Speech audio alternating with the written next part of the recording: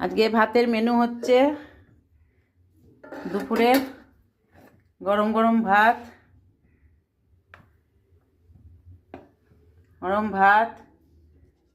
আর এটা হয়েছে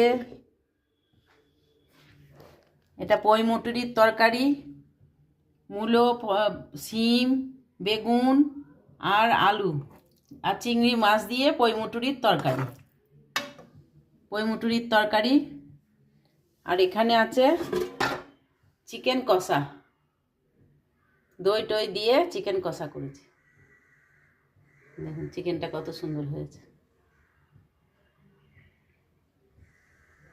আর তার সঙ্গে হচ্ছে লেবু আর লঙ্কা,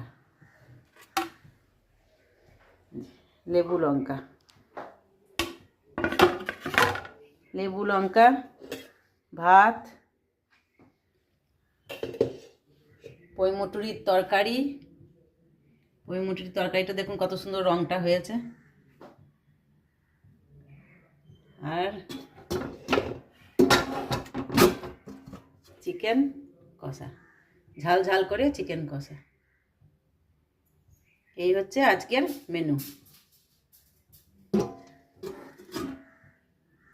আপনাদের যদি ভালো লেগে থাকে লাইক করবেন, শেয়ার করবেন আর সাবস্ক্রাইব করবেন আর কমেন্ট করে জানাবেন।